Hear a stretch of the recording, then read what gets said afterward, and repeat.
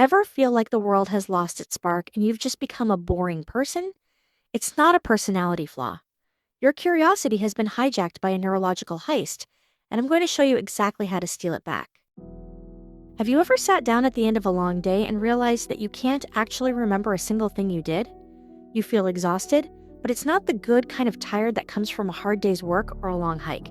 It's a hollow, restless fatigue. You might look back at your younger self. The version of you that used to get lost in a hobby for hours, or the version that could sit through a whole movie without checking their phone, and wonder where that person went. You might even start to think that this is just what happens when you grow up. You think, maybe I've just become a boring person. But I'm here to tell you that isn't true. You aren't boring, and you haven't lost your spark. You've been robbed. There is a thief in your pocket, and it's been pulling off a neurological heist every single day. We like to think of our smartphones and our social media feeds as tools for connection or entertainment, but from a neurological perspective, they are more like sophisticated harvesting machines. They aren't just taking your time, they are taking your capacity to care about anything else. To understand how this heist works, we have to look at the curiosity system. Evolutionarily, curiosity was our greatest survival mechanism. It was the mental hunger that drove our ancestors to wonder what was over the next hill or which plants were safe to eat. Your brain treats new information as a biological necessity, right up there with food and water. When you find something new, your brain releases a hit of dopamine, a chemical that basically says, "Hey, this is important. Pay attention." In a natural world, these hits were rare and earned. You'd read a chapter of a book, have a deep conversation, or learn a new skill, and your dopamine would rise steadily, giving you the motivation to keep going. But the digital world has changed the rules of the game.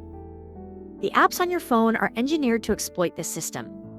They provide variable rewards, the same mechanism that makes slot machines so addictive. Every time you scroll, you're looking for that next hit of novelty. A shocking headline, a funny cat, a pretty sunset, a bit of celebrity gossip. Each one is a tiny spike of dopamine. But here's the catch. Because these spikes are so frequent and so intense, your brain starts to panic. It's like trying to listen to a whisper in a room where someone is constantly setting off firecrackers. To protect itself from being overwhelmed, your brain does something drastic. It reduces the number of dopamine receptors you have. It muffles the sound. This is the moment the theft is completed. Because your brain is now less sensitive to dopamine, the normal things in life, the things that actually enrich you, no longer have the power to move you.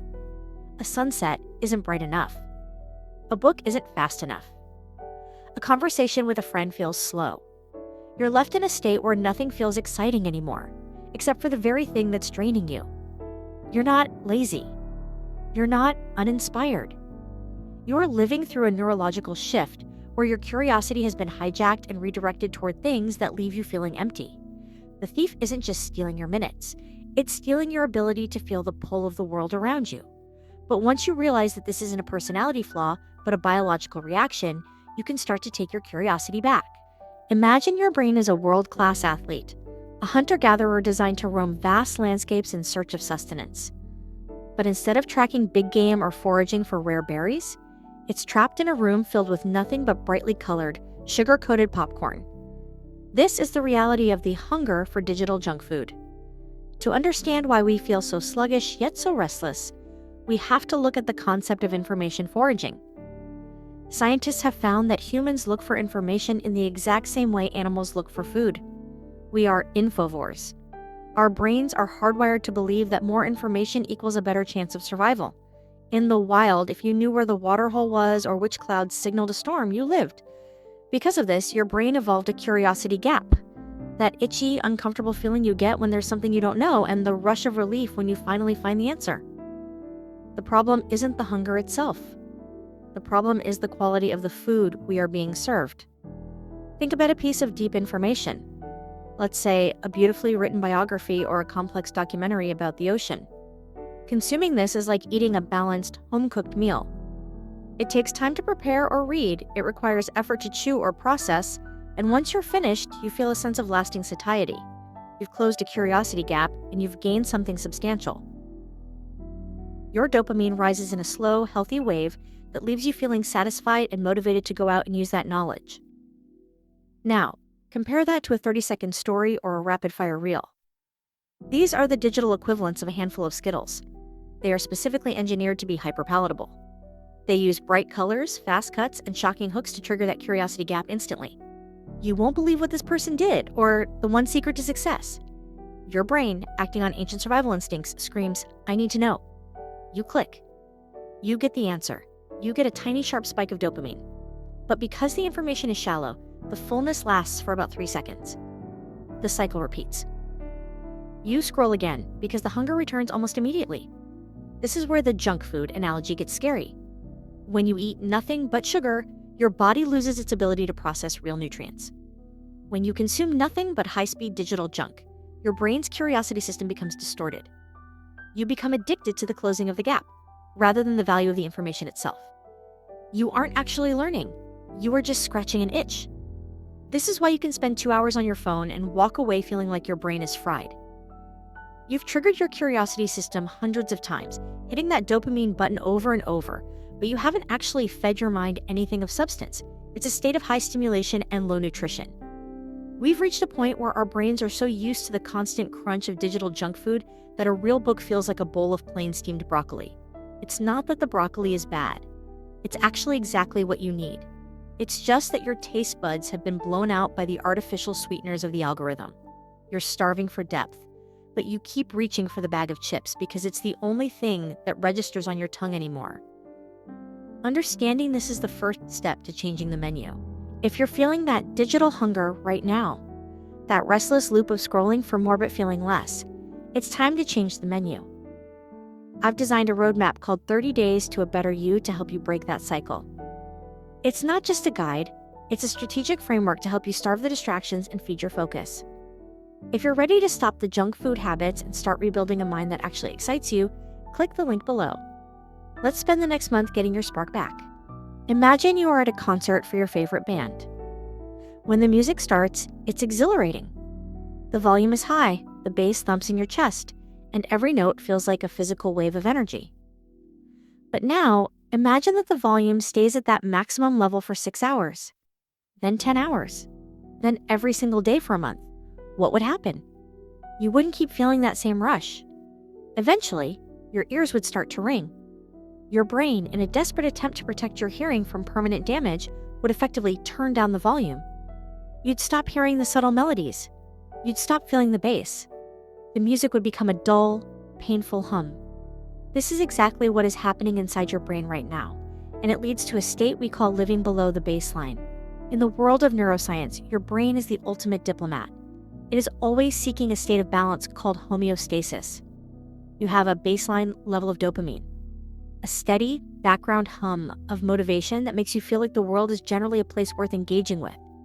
When you experience something genuinely good, like a walk in the sun or a great joke, your dopamine spikes above that baseline. To keep things balanced, your brain then pulls your dopamine levels slightly below the baseline for a short period, the calm down, before returning to center. But the digital world is a non-stop, high-decibel concert. When you spend hours scrolling, you aren't just getting one spike. You are hitting your system with hundreds of micro spikes per minute. Your brain looks at this constant flood of dopamine and thinks, this is too much. Something is wrong. I'm being overstimulated. To survive, it makes a drastic executive decision. It begins to prune back your dopamine receptors. It essentially removes the plugs that dopamine would normally latch onto.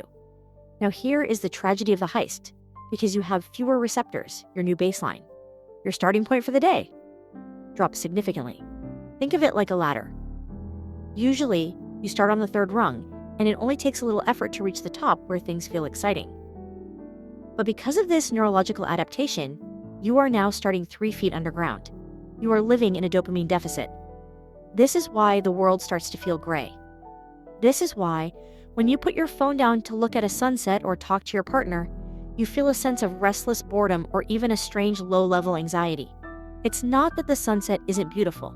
It's that your brain literally does not have enough active hardware to read the beauty. You've lost your sensitivity.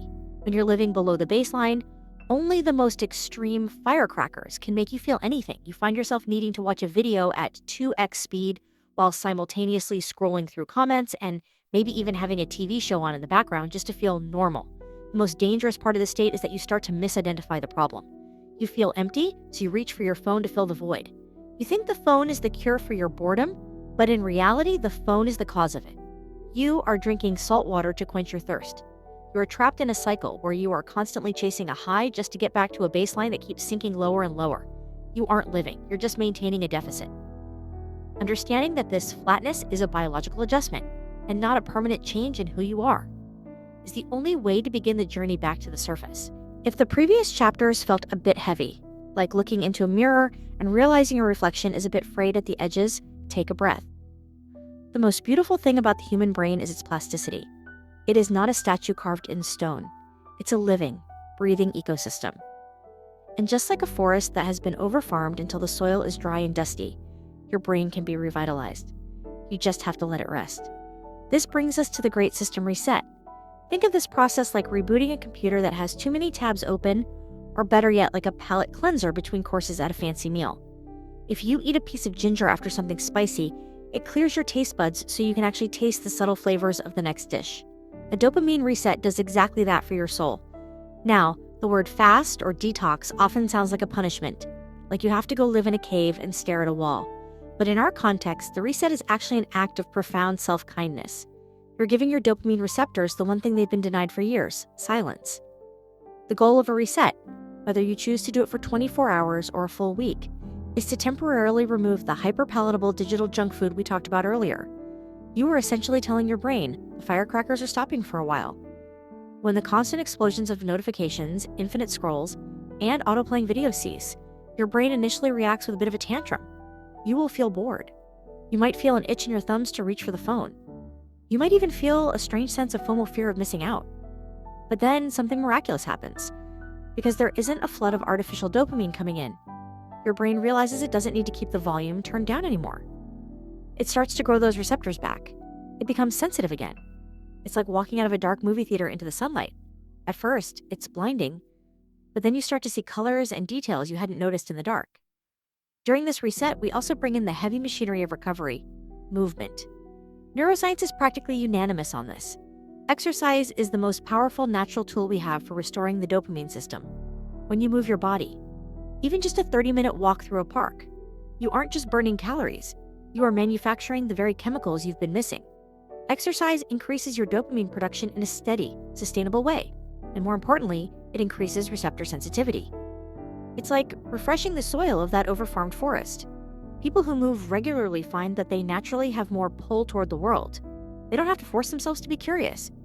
The curiosity just starts to bubble up on its own because they finally have the biological hardware to support it. The rules of the reset are simple. Create friction. If you want to stop eating junk food, you don't keep cookies on the kitchen counter. If you want to reset your brain, you put the phone in another room. You delete the apps that make you feel like a zombie. You make the bad habits difficult and the good habits easy.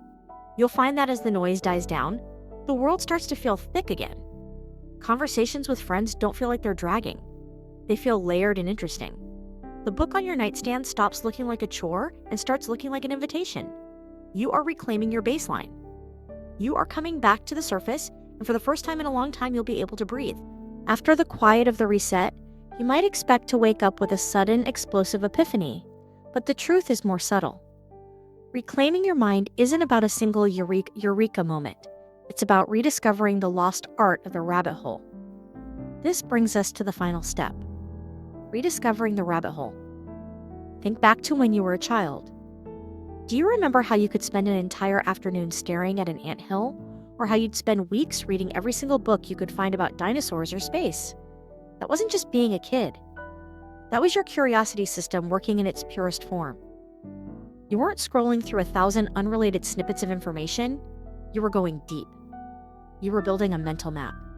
In our modern world, we have become skimmers. We know a tiny bit about 1,000 things, but we don't truly understand anything. This horizontal consumption of information is what keeps us in that state of shallow stimulation. To fully heal your brain, you have to teach it how to go vertical again. You have to prove to your dopamine receptors that the slow, steady climb is far more rewarding than the cheap, sudden drop. Here is your final mission. Find one thing that sparked even a tiny flicker of interest during your reset. It doesn't have to be productive. It doesn't have to be a career move. It just has to be a genuine, I wonder why. Maybe you've always wondered how ancient people built the pyramids, or why some stars are red and others are blue, or how a piano actually works inside. Take that one spark and dedicate 20 minutes, just 20 minutes, to exploring it without interruption. At first, your brain might resist. It's used to the 15-second cut. It's going to ask, where is the next thing? This is taking too long. But if you push past that initial friction, something beautiful happens. You start to see the connections. You find a fact that leads to a question, which leads to another fact. You aren't just consuming content, you are building knowledge. This deep focus is like a massage for your prefrontal cortex. It reinforces the neural pathways that allow for sustained attention. By going deep, you are essentially leveling up your dopamine system. You are showing your brain that the pull of a complex idea is much more satisfying than the hit of a notification. When you engage in deep focus learning, you enter what psychologists call a flow state. This is the peak of human experience, where time seems to disappear and you are fully immersed in what you are doing. Flow is the ultimate dopamine high, but unlike the digital junk food version, it leaves you feeling energized and capable rather than drained and empty. The secret to a fascinating life isn't about being the smartest person in the room or having the most followers. It's about being a person who is capable of being interested. There is a famous saying that to be interesting, you must be interested. When you have a rich inner world, when you have rabbit holes you've explored and ideas you've wrestled with, you radiate a different kind of energy. You stop being a passive observer of life and start being an active participant in the mystery of the world. Your curiosity is the compass of your soul. It's the thing that tells you who you are and where you should go. Don't let it be hijacked by an algorithm designed to sell your attention to the highest bidder. Take it back. Do the reset. Move your body, and tonight, pick up a book or a deep dive article and let yourself fall down the rabbit hole. You'll be surprised at how good it feels to finally be back home in your own mind.